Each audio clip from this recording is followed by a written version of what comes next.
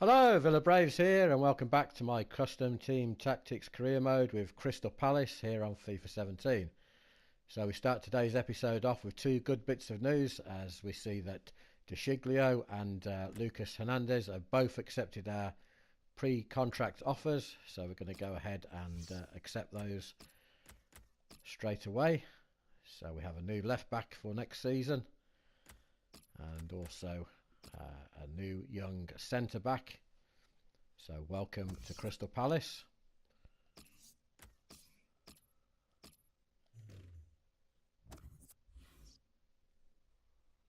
So I've moved on a couple more days, and I've submitted a few more transfer offers. Now Caballos, however you say his name, he's out of contract, but it won't give me the option of approaching him on a pre-contract agreement. The same with Mooney at Montpellier, a striker. So I've offered 3 million for Caballos and 1 million for Mooney. They're both valued at 10 and 4 million respectively. And I've also submitted an offer of 5 million for Giraldez at Sporting. It says that he's just signed a new contract, so they're not going to go for that, but we'll see what they say.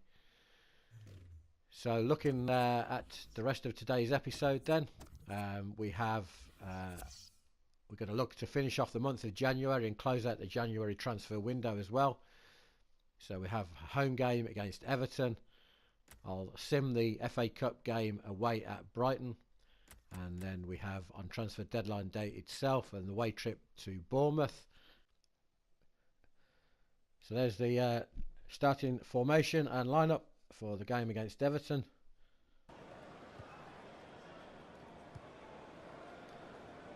Oh, there's a mistake there by Suarez, and Lennon's in on goal. Good save, Madanda. Zaha. Good first touch by Benteke now. Zaha sends it over. It's out of the reach of Benteke, but Puncheon puts it in the back of the net. What a goal. Great goal by Jason Puncheon. Palace take the lead just on the half an hour mark. Zaha did well, pulled it back. Benteke lurched forward but couldn't get his head on it. But Puncheon met it on the volley, and that's a great finish.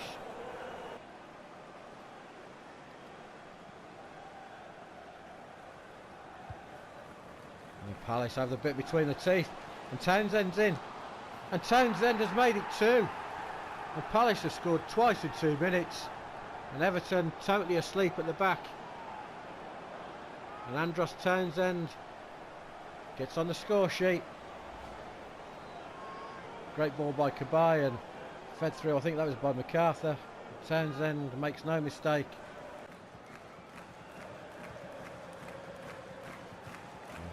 Tries to play a 1-2 with Benteke, and Lee's in. And can Lee make it 3? Oh, great save by Joel.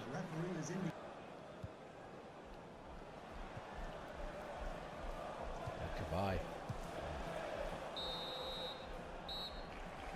Half time then, Palace have a 2-0 lead.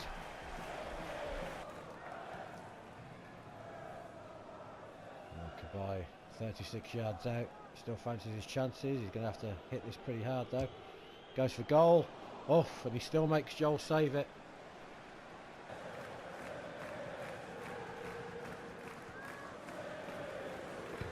Takes the corner. There's a header. Oh, that's a great save again by Joel.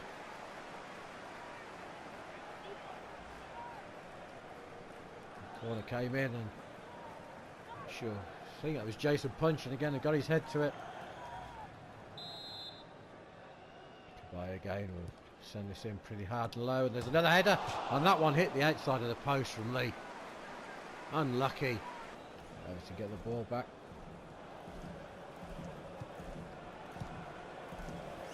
And McCarthy, Kone, good save, Mandanda.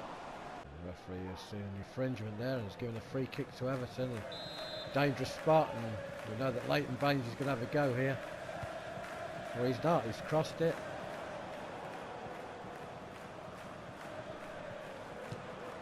There's a shot, and that's hit the outside of the post. So that's how it finished. 2-0 win for Palace. Pretty even game all round. 12 shots against 11. Everton slightly more possession. Pretty even game though, and Everton were on top for the first 20 minutes, but once Palace scored, there was only going to be one winner. And a good bounce back from that 4-0 hammering at West Ham. So Andros Townsend got injured in that last game, and shock horror, he's broken his ankle and he's going to be out for 3 months. Okay, so I'm going ahead to sim the FA Cup game away at Brighton. I'm going with a second team, although it's still pretty strong. So Brighton take the lead. Kai equalises. Bunch of substitutions, and Loic Remy comes up with the winner in the 86th minute. That will do very nicely. Thank you very much. So it is transfer deadline day. So what I'm going to do is a little quick roundup here. So I've had an offer for Flamini. So I've counted. They offered 2,300,000. He's valued at 2.6. I've asked for 2.8. Now I've had a bid accepted by Udinese for Jakub Jankto, who's a midfielder. I've changed tack because Real Betis, even though Caballas was out of contract at the end of this season, they were still demanding 16.5 million for him, which is just ridiculous. So I've gone ahead and I'm going to see if Jankto will accept a contract. Also, Montpellier were playing up with Mounier, who's also out of contract, and they were wanting a silly amount of money for him as well. So although Ilicic is 29 years old, he's out of contract, so I'm sort of trying to get him on a pre-contract agreement as well, as a replacement for Remy, who will leave obviously at the end of the season. So there's the starting formation and lineup for the game away at Bournemouth. Geraldes starting in the cam position, Puncheon on the right hand side due to Townsend's injury. Great ball, finds Puncheon now. Can Puncheon deliver a good cross? Sent it in. There's a header. What a save! Still not clear. Gets it into Benteke now, and Benteke could have a go. Good save again by the keeper. Right on the edge of the area.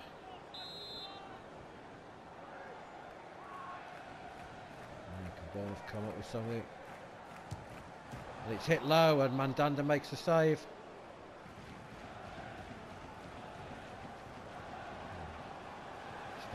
Last now goes for the return ball and puts it in the back of the net. And out of nothing, Bournemouth take the lead just before half time.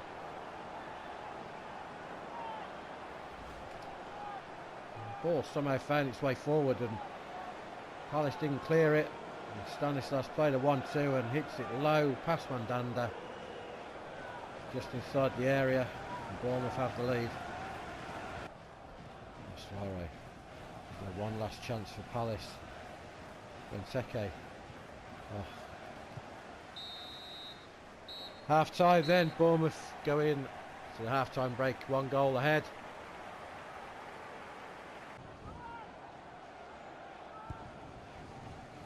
Comes the corner, and that's a great save by Mandanda.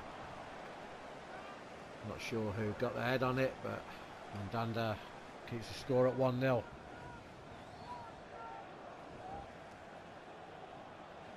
Puncheon. MacArthur now, edge of the area. MacArthur does well. Has a go. Oh, that's not far away. That's going to be a free kick. Foul on MacArthur. And this is going to be in Cabaye territory.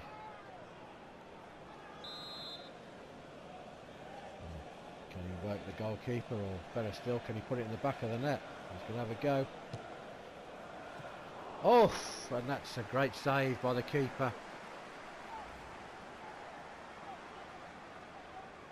Hits it really well, and the keeper, what a save that is. Lee, MacArthur. Lee gets it back.